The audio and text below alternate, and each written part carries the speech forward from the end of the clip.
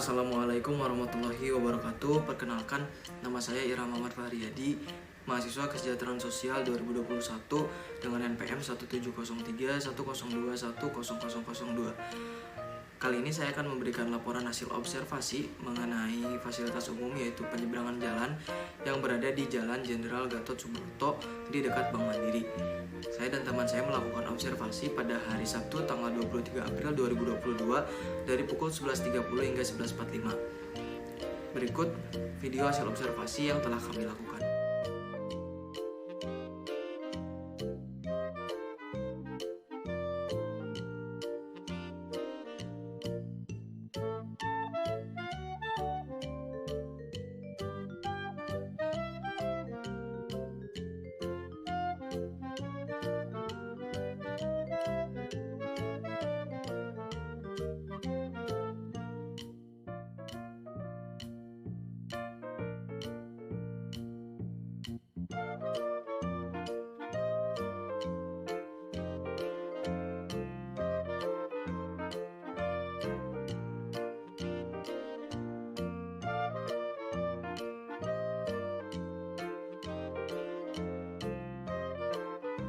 Kondisi jembatan penyeberangan ini menurut saya kurang layak untuk dipakai karena tidak terawat oleh pemerintah setempat. Kondisi besi yang ada di bagian alas dan pegangannya pun sudah berkarat. Selain itu, di bagian tangga terdapat batang dan daun pohon yang menghalangi pejalan kaki ketika akan naik atau turun untuk menyeberang. Ada juga kabel listrik yang menempel pada pegangan besi di tangga yang jika sewaktu-waktu bisa saja mengalami konsleting yang berbahaya bagi pejalan kaki. Aspek kebersihan di jembatan penyeberangan ini juga kurang diperhatikan. Desain jembatan penyeberangan ini sebenarnya sudah cukup baik, seperti tersedianya besi untuk berpegangan ketika akan menaiki atau menuruni tangga, jarak dari anak tangga ke anak tangga lain yang tidak terlalu jauh, serta pondasi keseluruhan bangunan pun masih terlihat kuat. Namun kurang ramah bagi sebagian kelompok yang ada di masyarakat, yaitu disabilitas, lansia, anak-anak, dan ibu hamil. Saran yang dapat diberikan untuk pengembangan jembatan penyeberangan ini adalah untuk anak tangga yang ada bisa diganti menggunakan rem atau tangga landai yang dicor terlebih dahulu menggunakan semen, lalu di atasnya menggunakan karet sebagai pijakan, sehingga jika terjatuh pun tidak akan terlalu membahayakan bagi pejalan kaki yang melintas. Semua besi yang terdapat di jembatan tersebut bisa dicat kembali sehingga tidak terlihat berkarat. Batang dan daun pohon yang menghalangi bisa dikondisikan supaya tidak mengganggu pengguna saat melintas. Serta kabel yang menyangkut di beberapa pegangan besi dapat dirapikan dengan membuat semacam tiang supaya kabel dan pegangan tangga tidak bersentuhan secara langsung. Juga kebersihan jembatan harus lebih diperhatikan. Kesadaran dalam diri sendiri juga dibutuhkan untuk merawat fasilitas umum jembatan penyeberangan ini, dan pemerintah juga harus mengambil langkah tegas terhadap warga negara yang merusak fasilitas umum apapun itu bentuknya.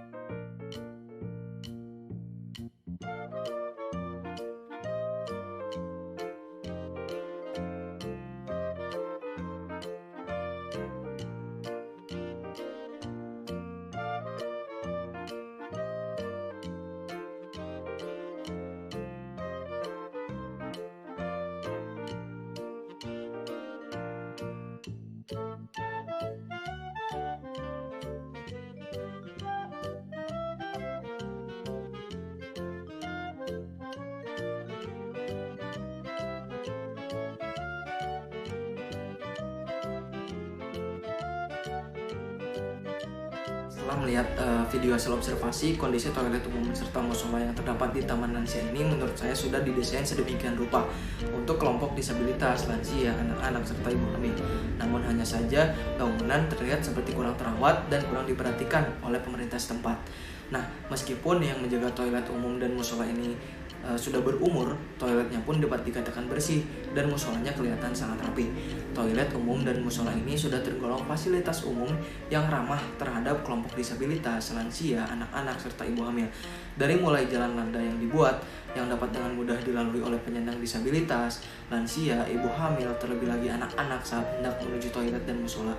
Serta toilet yang dibuat menjadi 3, yang salah satunya dikhususkan untuk penyandang disabilitas. Salah satu contohnya penyandang cacat kursi roda.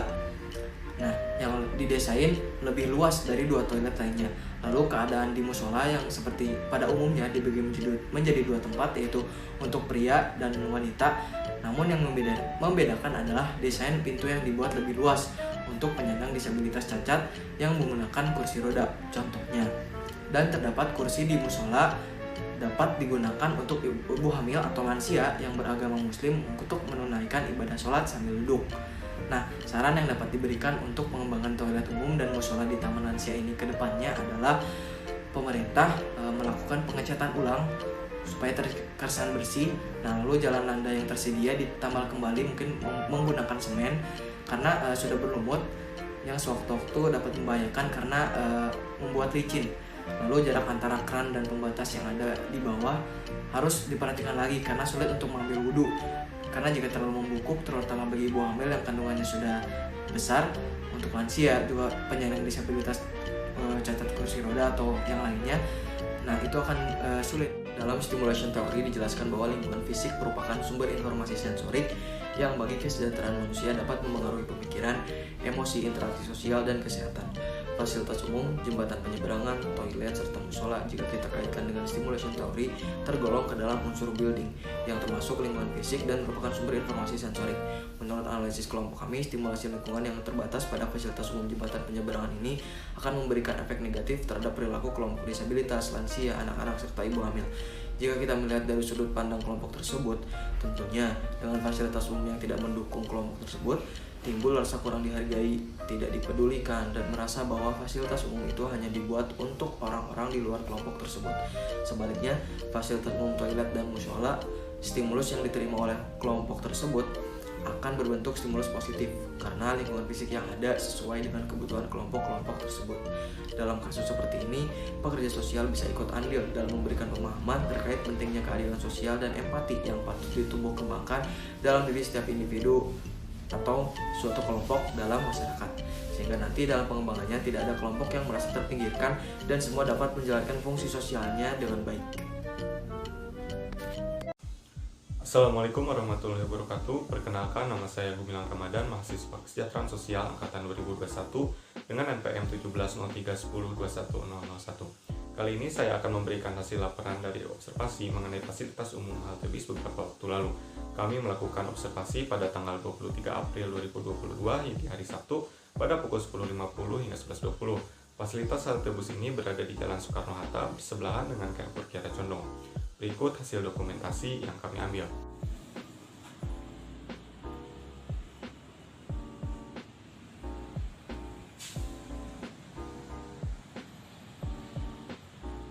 Seperti yang terlihat, kondisi fasilitas bus ini sangat memprihatinkan. Bangku-bangku yang disediakan hilang, kaca-kaca pecah, dan serpihannya berserakan di lantai. Kondisinya sangat kotor dan tidak terawat, sehingga fasilitas umum ini bukan hanya tidak ramah untuk kelompok disabilitas, lansia, anak kecil, ataupun ibu hamil, bahkan juga tidak ramah untuk semua orang dan masyarakat pada umumnya, karena bisa membahayakan keselamatan diri. Sebenarnya desain dari halte ini sudah ramah, berbentuk persegi panjang dengan tiang-tiang dan atap yang terbuat dari baja ringan yang cukup kuat serta lantai yang cukup tinggi sehingga jarak antara pintu bus dan pijakan kaki tidak terlalu jauh. Selain ini, fasilitas pun sudah memperhatikan kebutuhan penyandang disabilitas seperti tersedianya rem atau tangga landai untuk penyandang tunadaksa, di mana kelompok ini dapat memasukkan kursi rodanya dengan mudah ke dalam halte bus tanpa harus diangkat, dan kelompok tunanetra di mana individu yang menyandang disabilitas tersebut tidak harus tersandung tangga, sehingga mempermudah kelompok tersebut untuk menggunakan fasilitas halte bus ini. Sangat disayangkan kondisi dari halte bis ini sudah sangat rusak dan tidak terawat. Saran yang dapat kami berikan tentunya adalah pemerintah sudah seharusnya lebih menaruh perhatian dan juga peduli dengan kebutuhan khusus dari kelompok disabilitas, lansia, anak kecil, ataupun ibu hamil. Karena tentunya semua orang punya hak yang sama sebagai warga negara. Hal lainnya adalah dengan meningkatkan kesadaran seluruh masyarakat yang menggunakan fasilitas umum. Sudah seharusnya menjaga dan merawat fasilitas umum tersebut, jangan sampai terdapat fasilitas atau benda-benda yang hilang atau rusak karena tangan-tangan tidak bertanggung jawab. Bila bukan kita sendiri yang merawat dan menjaganya, maka siapa lagi? Karena kita sendirilah yang menggunakan fasilitas umum tersebut. Hal lainnya adalah dengan memberikan aturan dan hukuman yang tegas bagi para pelaku yang melakukan kerusakan. Karena kami menemukan terdapat coretan-coretan atau mural pada kaca yang tidak pada tempatnya dan merusak kondisi dari bangunan fasilitas halte bus tersebut. Pola perilaku atau kepribadian yang ada di setiap jati diri manusia bisa dipengaruhi oleh faktor lingkungan sosialnya, namun juga bisa pula dipengaruhi oleh faktor lingkungan fisiknya. Seperti yang dijelaskan dalam stimulation theory bahwa lingkungan fisik merupakan sumber informasi sensori yang penting bagi seorang individu. Hal tersebut mempengaruhi cara berpikir, emosi, bagaimana cara interaksi sosialnya, bahkan mengenai kesehatan individu tersebut. Bila kita mencoba cara pandang yang berbeda, di mana kita menempatkan diri sebagai kelompok disabilitas, lansia, anak kecil, ataupun ibu hamil, tentunya kita akan marah, merasa dikucilkan, dan tidak diperhatikan. Serta seakan-akan kehadiran kita tidak diinginkan di tengah-tengah masyarakat, karena tidak mendapatkan fasilitas yang memadai padahal memiliki hak yang sama sebagai warga negara. Hal tersebut tentunya akan menimbulkan dampak yang buruk baik bagi diri sendiri maupun untuk orang lain. Ini tersebut akan memandang dunia sebagai tempat yang tidak adil dan tidak memberikan kesempatan yang sama kepada semua orang untuk ikut memainkan fungsi dan peran sosialnya.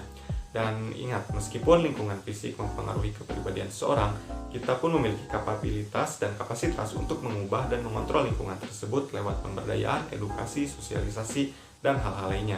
Maka daripada itu, sudah salah satu tugas dari seorang pekerja sosial untuk ikut memperbaiki hal tersebut dengan mempromosikan hak asasi manusia dan keadilan, sehingga dapat tercipta kondisi lingkungan fisik maupun lingkungan sosial yang positif, ramah, dan adil bagi seluruh kalangan masyarakat, tanpa ada kelompok yang merasa termarginalkan atau terpinggirkan. Sekian dari saya, mohon maaf bila masih banyak kekurangan dari penjelasan di atas. Assalamualaikum warahmatullahi wabarakatuh. Bismillahirrahmanirrahim. Assalamualaikum warahmatullahi wabarakatuh. Perkenalkan, nama saya Sadam Setiawan. Saya dari mahasiswa kesejahteraan sosial angkatan 2021 dengan NPM 170310210040. Saya di sini akan memberikan hasil observasi mengenai fasilitas umum trotoar yang beberapa waktu lalu saya melakukan observasi pada tanggal 26 April 2022 pada hari Selasa pada pukul 17.00 hingga 17.10. Fasilitas trotoar ini berada dari Jalan Babakan, Kota Cimahi, yang berdekatan dengan Pasar Atas. Berikut akan saya tampilkan dokumentasi hasil observasi saya.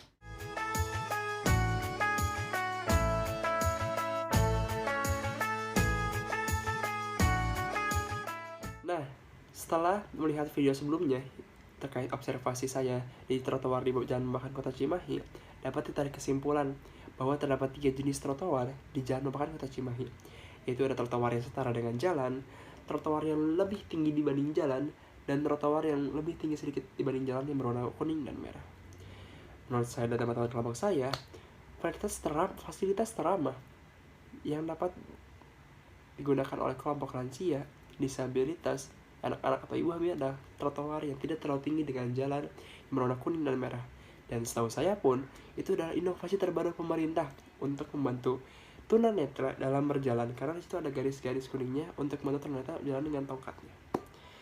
Dan menurut saya pun itu meminimalisir jatuh dari terlalu tinggi ya, karena kalau terlalu tinggi itu mungkin terlalu berbahaya untuk lansia, disabilitas atau ibu hamil karena takut akan terjatuh. Dan juga untuk anak-anak itu kan menjadi suatu hal baru, karena itu terdapat warna merah dan kuning. Anak-anak pasti menarik dengan hal-hal warna-warna baru. Dan menurut saya yang tidak ramah adalah trotoar yang tinggi, karena itu takut jatuh, dan apalagi lansia atau ibu hamil yang menaiki atau anak-anak di situ yang menaiki trotoar tersebut itu sangat takut jika menaiki trotoar tersebut. Dan trotoar yang setara dengan jalan pun itu berbahaya, karena lalu lalang kendaraan yang cepat itu tidak bisa diduga ya, karena bisa menabrak saja gitu lansia ataupun anak-anak ataupun ibu hamil ataupun kelompok disabilitas. Dan saran untuk pengembangan fasilitas tersebut adalah untuk pemerintah terutama untuk tetap terus menjaga trotoar tersebut agar masyarakat pun bisa tetap nyaman dalam berjalan di trotoar tersebut dan tidak adanya hal-hal yang tidak diinginkan. Mungkin situ saja dari saya. Mohon maaf dari kesalahan. Assalamualaikum warahmatullahi wabarakatuh.